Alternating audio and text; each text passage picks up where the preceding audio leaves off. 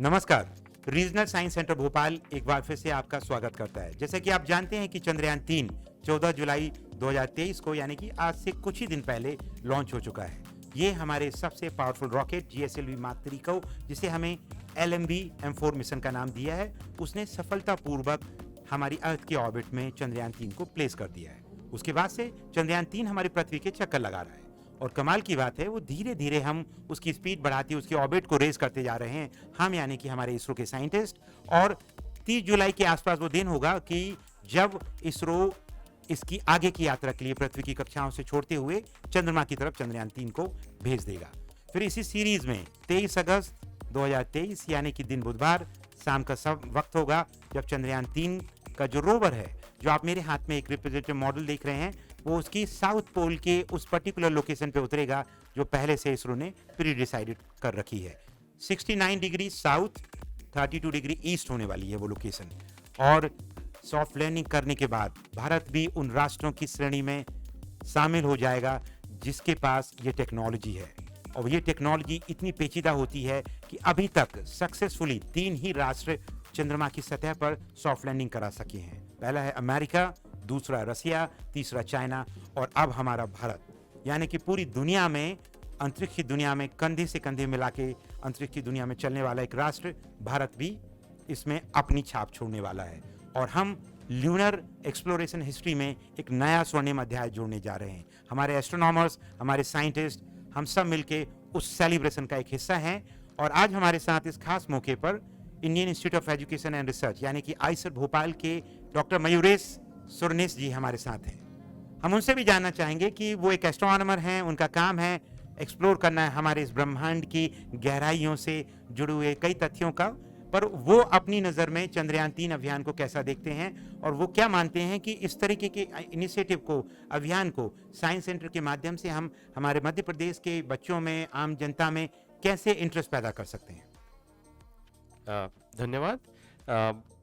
एक एस्ट्रोनॉमर के तौर पे मुझे ऐसे लगता है कि स्पेस एक्सप्लोरेशन जिसको हम कहते हैं कि ब्रह्मांड की खोज करना, उसमें जो भी चीज़ें हैं उनके बारे में हमारा ज्ञान जितना बढ़े उतना अच्छा है। क्योंकि जैसे हम पृथ्वी को छोड़ के कहीं और चले जाएंगे तो उसमें ये सब चीज़ें धीरे धीरे बहुत हमको फ़ायदा करेंगी। और जैसे आपने अभी बताया कि सिर्फ 4 देश ऐसे हैं जो ये कर सकते हैं। और मुझे ये कहने में बड़ा गर्व है कि हमारे भारतीय शास्त्रज्ञ जो है उन्होंने ये सब टेक्नोलॉजी जो है वो खुद से डेवलप की है, दूसरे किसी देश से हमको मदद नहीं मिली है। और मैं खुद एक एस्ट्रोनॉमर हूँ, तो मैं बिल्कुल इस बात से गर्व महसूस करता हूँ। और दूसरा सवाल जो आपने पूछा कि इसको लोगों तक कैसे पहुँचाया जाए, तो मुझे ऐसे लगता है कि ये जो हम करने जा रहे हैं ये लोगों तक जितना हम मैं खुद जैसे एस्ट्रोनॉमर हूँ, जैसे साइंटिस्ट लोग हैं जो बड़े इंस्टीट्यूट में काम करते हैं, वो खुद अगर जाके लोगों से कहे, जिनसे वो मिले, जैसे कि वो कर सके, सोशल मीडिया पे शेयर कर सके, वीडियोस हैं, इसरो का वेबसाइट है, जितना भी वो बता सके लोगों को कि ये बहुत गर्व की बात है और ये ऐसी चीज़ है जो दुनिया में बहुत से देश नहीं कर सकते हैं। तो मुझे खुद ऐसे लगता है कि जैसे जैसे लोगों में ये बढ़ेगा वैसे लोगों को भी पता चलेगा कि ये सब चीज़ों में भारत ऐसे नहीं है कि काम कर रहा है, पर अग्रेसर तौर पे काम कर रहा है। बहुत बेहतर आपने अपनी बातें रखी और मुझे लगता है कि जो भी साइंस और टेक्नोलॉजी से जुड़े लोग हैं, अगर उसको आम चर्चा का हिस्सा बनाएं तो हम बेहतर लोगों से कनेक्ट करेंगे। जैसे कि साइंस सेंटर का काम है कि लोगों के बीच में, पब्लिक के बीच में हम एक ऐसा मंच प्रदान करें जहां संवाद हो सके। जो भी रुचि रखते हैं चंद्रयान 3 के बारे में ज़्यादा समझने के लिए, वो अगर आएंगे तो हमने एक स्पेशल गाइडेड टूर भी शुरू किया है। रोज हम प्रतिदिन, जब तक ये चंद्रयान 3 लैंड नहीं हो जाएगा, हमारी टीम इसके बारे में लोगों को जागरूक कर रही है और इससे जुड़ी हुई गुत्थियों को सुलझाने में उनके अंदर कौतूहल पैदा करने का प्रयास कर रही है। हमारी पृथ्वी की ऑर्बिट में ये प्लेस कर दिया गया है। अब वो धीरे धीरे उसकी ऑर्बिट को रेज किया जा रहा है। अब वो रेजिंग की जो मैकेनिज्म है उसको एक पर्टिकुलर पास में जब वो होता है हमारी अर्थ के, इसकी इलेप्टिकल ऑर्बिट को इस तरीके से चूज किया जाता है कि एक उसका जो पास वाला हिस्सा है वहां आके हमेशा रॉकेट बर्न किए जाते हैं ताकि थोड़ी देर के लिए वो बूस्ट मिले और वो रेज हो जाए ऑर्बिट। ये पूरी प्रक्रिया चलती रहती है। तो जैसे कि उदाहरण के लिए तो आप देखेंगे कि अगर मैं इसको चंद्रयान 3 का स्पेसक्राफ्ट मानता हूं और मैं बताऊंगा किस तरीके से इसकी स्पीड गेन की जा रही है, और रेफरेंस के लिए आप भले इसको अर्थ मान लें, तो अब आप देखेंगे अगर हम इसको घुमा रहे हैं तो धीरे धीरे धीरे धीरे इसकी ऑर्बिट बढ़ रही है और एक समय ऐसा आएगा कि जब हम उस समय पे इसको लॉन्च कर देंगे, यानी कि हम अर्थ की ऑर्बिट से इसे चांद की ओर भेज देंगे। किस तरीके से रेखीय गति में आगे बढ़ जाता है सर्कुलर मोशन के बाद, और जो स्पीड गेन होती है उस स्पीड का हम इस्तेमाल करते हैं और उस स्पीड के माध्यम से हम फिर वो यात्रा तय करते हैं चांद तक के लिए।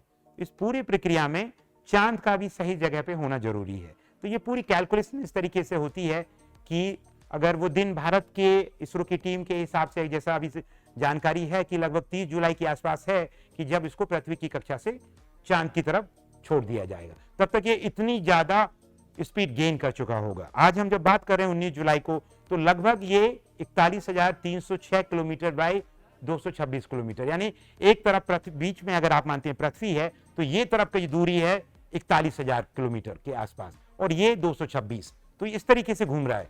कल परसों ये बढ़ता चला जाएगा और स्पार्किंग ऑर्बिट से धीरे से फिर हम उसको लूनर ट्रेजेक्टरी के लिए उसको इंसर्शन ऑर्बिट में भेज देंगे और फिर कमाल होगा जब वो चांद के पास पहुंच के रिकैप्चर होगा। और कैप्चर होना बहुत ही महत्वपूर्ण है। जब ये स्पेसक्राफ्ट, इसके साथ तो प्रोपल्शन मॉड्यूल भी है, अगर आपको ज्यादा जानना है तो साइंस सेंटर आना पड़ेगा। तो ये स्पेसक्राफ्ट जब देख रहे हैं, इसके साथ प्रोपल्शन मॉड्यूल पूरा चांद के पास पहुंचेगा तो चांद अपनी ग्रेविटी में इसको ले लेगा।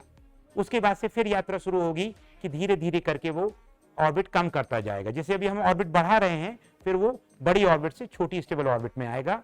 फिर एक दिन आएगा वो 23 अगस्त, जब इस हमारे सिलेंडर को प्रोपल्शन मॉड्यूल से हटा दिया जाएगा और धीरे से ये भी चक्कर लगाते हुए धीरे से चांद के नियर साउथ पोल उतरने की तैयारी करेगा।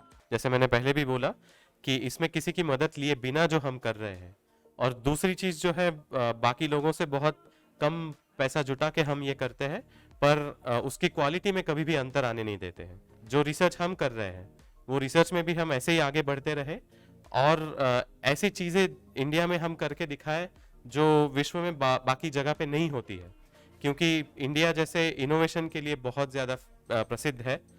तो मुझे लगता है भविष्य में हमें ऐसे सोचना चाहिए कि ये इनोवेशन हम हमारे रिसर्च में लेके आए और लोगों तक ये पहुंचाए कि साइंटिफिकली जो थिंकिंग होता है, जो आप विचार करते हैं डे टू डे लाइफ में, उसमें भी आप थोड़ा सा रैशनलाइजेशन लेके आए, जिससे कि आपकी चीज़ों में जो आप करते हैं उसमें थोड़ा सा सुधार आ सके। थैंक यू डॉक्टर मयूरेश, आपके इस कीमती वक्त के लिए। और आज हमारी इस श्रृंखला में जो कि 23 अगस्त तक हम कुछ ना कुछ हमारे विज्ञान केंद्र में करते रहेंगे, चाहे डिजिटल प्लेटफॉर्म हो और मेनली हम ऑफलाइन यानी हमारे साइंस सेंटर में बहुत सारी चीज़ें कर रहे हैं। और आने वाले समय में और बड़े लेवल पे चंद्रयान 3 के इस रोवर को लेके इस तरीके की बातों को हम बेहतर समझने का प्रयास करेंगे कि ये hard breaking and soft breaking क्या होती है और ये सॉफ्ट लैंडिंग आखिर किस चीज़ का नाम है, जिसके लेके पूरे इंजीनियर्स, टेक्नोलॉजिस्ट परेशान रहते हैं कि जब तक ये अंजाम नहीं दे देगा सब कुछ। तो आगे जानने के लिए आप हमसे जुड़े रहें। रीजनल साइंस सेंटर भोपाल, जो कि national council of science museums की एक यूनिट है, हम आपके साथ इस खास अभियान में कई प्रोग्रामों के माध्यम से जुड़े रहेंगे। आज के हमारे जो मेहमान हैं डॉक्टर मयूरेश, उनका भी हम धन्यवाद देते हैं। और जैसे कि मुझे बताया गया है कि एक इंटरनेशनल कॉन्फ्रेंस भी होगी नवंबर में जो कि एस्ट्रोनॉमी से रिलेटेड है, तो इसके बारे में भी आपको आगे जानकारी मिलेगी। रीजनल साइंस सेंटर भोपाल की पूरी टीम और हमारे गेस्ट की तरफ से भी आपकी अनुमति से हम यहाँ से विदा लेंगे और हमारे ऑडियंस से, हमारे विजिटर से हम ये कहना चाहेंगे कि आप साइंस सेंटर जरूर आते रहिए और हमारा जो विशेष टूर है चंद्रयान 3 को लेके उसको भी इंजॉय करिए। और उसके अलावा बहुत बड़ा विज्ञान केंद्र है, बहुत सारी प्रदर्शनियां हैं, पार्क है, बहुत सारे प्रोग्राम्स हैं, तो उनका आनंद उठाना भी बिल्कुल ना चूकें। Thank you so much.